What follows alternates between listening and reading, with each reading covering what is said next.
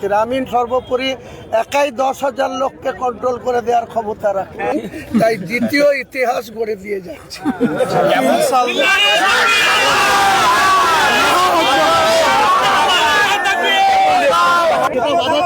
আজকে আপনি ওখান থেকে গ্রিন সিগন্যাল পেয়ে গেলেন, কি রকম প্রস্তুতি চলছে? প্রস্তুতি তো দেখছেন, পুরো ডায়াস হচ্ছে 6 ফুট হাইটের ডায়াস।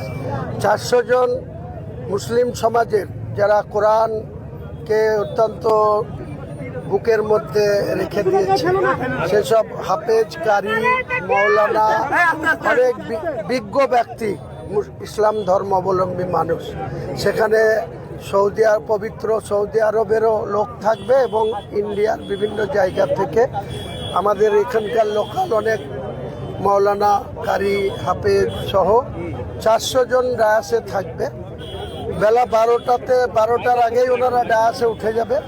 12টা থেকে 2 ঘন্টা প্রোগ্রাম চলবে, কোরআন তেলাওয়াত চলবে, তার সঙ্গে সঙ্গে এলইডি সেট করা হবে।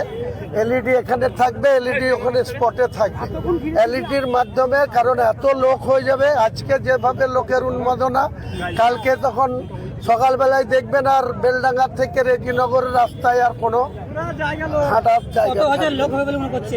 আমি তো মিনিমাম আমার টার্গেট প্রথম থেকেই আছে 2 লাখ, আমার মনে হচ্ছে 2 লাখ ছাড়িয়ে যাবে।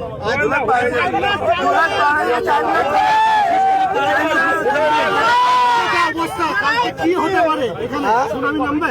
হ্যাঁ, আজকে যে অবস্থা দেখছি, কালকে সুনামি নামবে এখানে? সম্ভাবনা প্রবল। যত বেশি লোক এখানে আসবে, উপস্থিত হবে, তত কিছু লোকের চুল কুকড়াতে শুরু করবে, মাথার চুল কুকড়াতে শুরু করবে। পুলিশের যেমন নিরাপত্তা দেখার দায়িত্ব, তেমনি আপনিও একজন জনপ্রতিনিধি হিসেবে আপনারও দায়িত্ব রয়েছে। আপনি এত লোক কাল কি করে সামলাবেন? পর্যাপ্ত প্রশাসনিক সহযোগিতা হবে। এখানে 9 ব্যাটালিয়ন কেন্দ্রীয় বাহিনী চলে এসছে, আরও গোটা রাজ্য থেকে বিভিন্ন জায়গা থেকে পুলিশের আধিকারিক এবং ফোর্স পুরো মজুত হচ্ছে। রাত্রের মধ্যে এত পুলিশ এখানে থাকবে, বাকি আমার 2000 ভলেন্টিয়ার থাকবে আমার সঙ্গী সাথীরা। আমিন সর্বোপরি একাই 10,000 লোককে কন্ট্রোল করে দেওয়ার ক্ষমতা রাখে, আমার ভালোবাসা দিয়ে তাদের কন্ট্রোল রাখবে ইনশাআল্লাহ। এটা নিয়ে আজকে কোনো কথা বলবো না, আপনি 22 তারিখের জন্য ওয়েট করুন। Morning shows the day. এই morning shows the day Bangla মানে হচ্ছে সকাল দেখলেই সারা দিন কেমন যাবে সেটা বোঝা যায়। আজকের এই জনসমাগম, আগামীকালকের যে উপস্থিতি, সেখান থেকে বলবেন যে রেজিনগরের মানুষ আমার সঙ্গে আছে। আমিও টোটাল রেজিনগর সহ মুর্শিদাবাদের মানুষের সঙ্গে আছি, সেটা আগামী দিনে প্রমাণ হবে। কালকের প্রোগ্রামে কারা কারা উপস্থিত থাকবেন এখানে? অনেক লোক, লম্বা লিস্ট, আমি কার নাম করবো? তাহলে আপনি বলছেন কার নাম দল করবেন? তৃণমূলকে ছাড়লেন বলবো? হ্যাঁ, তৃণমূলকে ইস্তফা দিলেন বলবো? তৃণমূলে আমি কিছুতে নেই ভাই, বিধায়ক পদটা আছি, সেটা যে কোনো টাইমে ডিসেম্বরের মধ্যে গিয়ে রিজাইন করে দেবো, বলি আপনাদের কোনো চিন্তা নেই। মানুষ আমার সঙ্গে থাকলে আবার যখন ইলেকশন কমিশন বিজ্ঞপ্তি দিবে, মানুষ কার পক্ষে বোতাম টিপবে তখন প্রমাণ হবে। আপনাদের চ্যানেলের মাধ্যমে আমার যারা সঙ্গী সাথী, আমার যারা হিতাকাঙ্ক্ষী, আমার কমের লোক, আমার জাতির লোক, তারা আজ কতটা উৎসাহী, কতটা উৎফুল্ল। আমি একটা চ্যালেঞ্জ নিয়েছিলাম, আমার কাছে এটা অত্যন্ত শক্ত চ্যালেঞ্জ ছিল। ঘরে বাইরে অনেক বিরোধিতা ছিল। আমাদের যে দলের আমি বিধায়ক এখনো আছি, সেই দলের রাজ্য স্তরের নেতারা লাগাতার 10 দিন ধরে আমাকে অনেক প্রেসার করেছিল যে এই জায়গা থেকে সরে আসতে হবে। আমি তাদের অনেক বোঝাবার চেষ্টা করেছিলাম। কলকাতায় ঘন্টার পর ঘন্টা আমাকে বসেই রাখা হয়েছিল যে এটা ভাবনা চিন্তা করতে, এটা একটা বড় মাপের রিস্ক হয়ে যাচ্ছে বা কমিউনাল সমস্যা তৈরি হতে পারে। আমি বলেছিলাম যে আমি কোনো অন্যায় কাজ করছি না, আমি সংবিধান মেনে, আমার ভারতবর্ষের সংবিধানে যে সব ধর্মাবলম্বী মানুষের নিজের নিজের ধর্ম করা তাদের সংবিধানে অধিকার, এবং আমরা মুসলমান হিসাবে আমাদের মসজিদ করার অধিকার আছে। অমুসলিম ভাই যারা আছে, হিন্দু ভাই যারা আছে, তাদেরও গির্জা, কারো মন্দির, কারো পুজো করার অধিকার, সেটাও সংবিধান অধিকার। ভারতবর্ষের কনস্টিটিউশনে এটাই পরিষ্কার করে বলা আছে। কিন্তু আমাদের কিছু শ্রেণীর লোক তারা ক্ষমতায় অন্ধে বসে তিনারা মনে করছিলেন যে তিনারা আইনের ঊর্ধ্বে, তিনারা যা খুশি বলতে পারেন, তিনারা যা খুশি সিদ্ধান্ত নিতে পারেন। আমি সেই জায়গায় তাদের সঙ্গে আমার দ্বিমত পোষণ হয় এবং আমি সেখান থেকে চলে আসি। কিন্তু আমাকে তারপরেও 4 দিন ধরে অনেক রকমভাবে অনেক প্রশাসনের কর্তা ব্যক্তিদের দিয়ে আমাকে বোঝানো হয়েছিল যে আপনি মসজিদ বানান কিন্তু বাবরিটা নাম দিতে পারবেন না। আমার ওনাদের কাছে প্রশ্ন ছিল যে আমি সমস্ত ইতিহাস ভুলে গিয়ে 1528 সালে বাবর যখন ইব্রাহিম লোদিকে 1526 সালে আক্রমণ করেছিল, তিনি ভারতবর্ষের ছিলেন না বাবর, এটা ঠিক কথা। তিনি যখন ভারতবর্ষের তৎকালীন সম্রাট ইব্রাহিম লোদিকে আক্রমণ করলেন এবং যুদ্ধে জয়লাভ করে ভারতবর্ষের তখ্তে বসলেন, 4 বছরের তিনার শাসনকালে তিনি প্রথম তার সেনাপতি মীর বাকিকে দায়িত্ব দিয়েছিলেন এই বাবরি মসজিদকে তৈরি করা।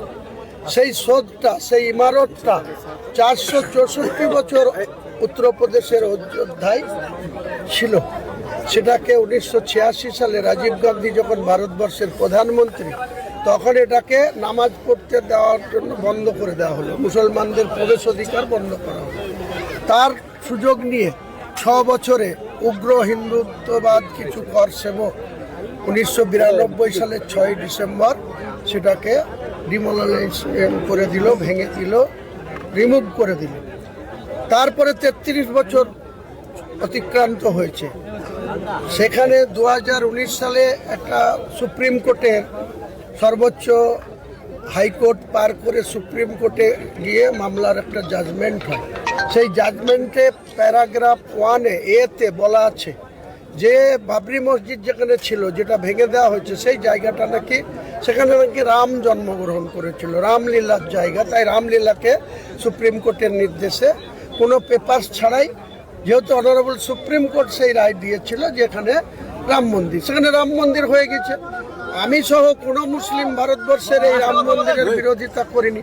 আমাদের বাংলার কেউ করেনি, মুর্শিদাবাদের কেউ করেনি, কোথাও কেউ রাম মন্দিরের বিরোধিতা করেনি। ভারতবর্ষের প্রধানমন্ত্রী, সকলের প্রধানমন্ত্রী, তিনি রাম মন্দিরের 22 জানুয়ারি 2024 তিনি ওপেন করেছেন। আমরা কেউ অখুশি না। কিন্তু সেই রায় দিতে গিয়ে 2019 সালে সেই রায় দিতে গিয়ে সুপ্রিম কোর্ট দ্বিতীয় প্যারাগ্রাফে বিয়েতে বলেছে যে বাবরি মসজিদের ট্রাস্টকে 5 একর জায়গা দিতে হবে। সেই জায়গাটা কি সুপ্রিম কোর্ট ওখানে অষ্টম প্রহর করার জন্য দিতে বলেছে, না হরিনাম করার জন্য দিতে বলেছে? বাবরি মসজিদ করার জন্য তো দিতে বলেছে। কিন্তু উত্তরপ্রদেশের সরকার সুপ্রিম কোর্টের রায়কে মান্যতা দিয়ে নিজের পলিসি খাটিয়ে এমন একটা জায়গায় 5 একর জায়গা দিয়েছে, যেটা অযোধ্যা থেকে 14 কিলোমিটার দূরে, অত্যন্ত লোকালয়ে, এবং সেখানে মাত্র 15% মুসলমানের বাস। আমি 72% মুসলমানের বাস সেই জেলাতে যখন বলছি বাবরি মসজিদ করব, আমার মাথার দাম 1 কোটি টাকা ঢাকা হচ্ছে। তাহলে তারা কি করে বাবরি মসজিদ সেখানে স্থাপন করবে? তাই আমি চ্যালেঞ্জটা নিয়েছিলাম মুর্শিদাবাদে। আমি বেঁচে আমার জীবনের বিনিময়ে হলেও বাবরি মসজিদ এখানে আমি হুমায়ুন কবির সফল, নিশ্চয়ই সফল। আর আমি আপনাদের চ্যানেলের মাধ্যমে অনারেবল হাইকোর্টের প্রধান বিচারপতি সহ যে ডিভিশন ব্রাঞ্চ আজকে যে নির্ণয় দিয়েছে, আমি আপনাদের মাধ্যমে হাইকোর্টকে, কনস্টিটিউশনকে, জুডিশিয়ালকে স্যালুট জানাই। হুমায়ুন কবি কি তাহলে ইতিহাস গড়তে চলেছে? নিশ্চয়ই নিশ্চয়ই আগামী দিনে হুমায়ুন কবির কবরে চলে যাবে। কিন্তু যেমন বাবর 464 বছর আগে তার মীর বাকিকে দিয়ে করেছিল, তিনি যেখানেই থাকুক বাবরি মসজিদ ছিল। আজও ইন্ডিয়ার মানুষের বুকের মধ্যে বাবরি মসজিদ আছে। দ্বিতীয় বাবরি মসজিদ হচ্ছে। আমি কোনো দিন চলে যাব, কিন্তু একটা ইতিহাস থাকবে যে বাবর এর ভালো নাম ছিল জহিরুদ্দিন, আমার পিতার নামও জহিরুদ্দিন। বাবরের 4র্থ সন্তান, ছোট সন্তানের নাম ছিল হুমায়ুন কবি, আমিও ঘটনাক্রমে হুমায়ুন। তাই দ্বিতীয় ইতিহাস গড়ে দিয়ে যাচ্ছে।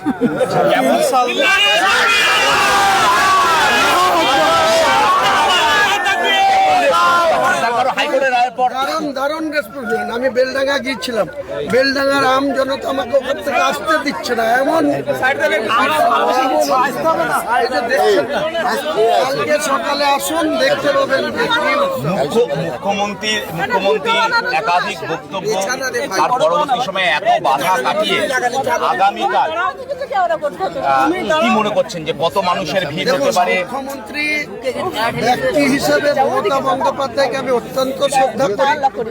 উনি শ্রদ্ধার পাত্রী, উনি এত সিনিয়র মোস্ট নেত্রী, ওনার প্রতি আমার ব্যক্তিগত শ্রদ্ধা ছিল, আছে, ভবিষ্যতেও থাকবে।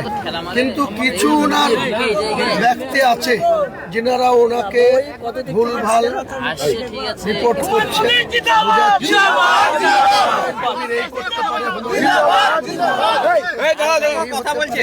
কাজে মুখ্যমন্ত্রীর কাছে বিভ্রান্ত হওয়াটা আমার কাছে দুঃখজনক। তা নাহলে হুমায়ুন কবির একসময় মুর্শিদাবাদে হুমায়ুন কবিরকে অনলাইনে বলেছে হুমায়ুন কবির স্ট্রং ম্যান। হুমায়ুন কবিরকে অনেক কাজে লাগিয়েছে তার দলের স্বার্থে। আজকে হুমায়ুন কবিরকে বাধ্য করে দিয়ে তিনি পোকামাকড়ের সঙ্গে তুলনা করছেন। ফোন করেছিলেন? না, কথা হয়েছিল? না, মোটেই না, কথা হয়নি। কারণ ওনারা আমার কষ্ট আছে, তার উপরে ওনাদের মানে আস্থা হারিয়েছে। কাজেই আমি কোথাও একটু খারাপ লাগছে? নিশ্চয়ই খারাপ লাগছে। মুখ্যমন্ত্রীর প্রতি আমার শ্রদ্ধা আছে, কারণ একসময় আমি নাই চাইতে আমাকে রাজ্যের মন্ত্রিসভার সদস্য করেছিলেন। ব্যক্তিগত স্তরে আমাকে খুব স্নেহ করেন, কিন্তু কিছু মানুষের ভুল বোঝানোতে এই জেলার কিছু ভুঁইফোড় নেতা আছে, পাতাখোর নেতা আছে, তাদের কথাতে আমার সঙ্গে যে দুর্ব্যবহারটা করেছে আমি অত্যন্ত আহত হয়েছি। আমি সেটা কাটিয়ে উঠেছি, সাময়িক হয়েছিল কালকে, কিন্তু আজকে আমি পুরো ফ্রি। আর হাইকোর্ট যখন এটাকে স্বীকৃতি দিয়েছে আরও আমি উৎফুল্ল, আনন্দিত। এবং মুর্শিদাবাদের মুসলমান সম্প্রদায়ের কাছে আজকে আমি যে জায়গায় পৌঁছেছি, আগামী দিনে এই মুসলমানদের হাইটটা গোটা ইন্ডিয়া ছেড়ে বিদেশেও যাবে। মুর্শিদাবাদের এই হাইট।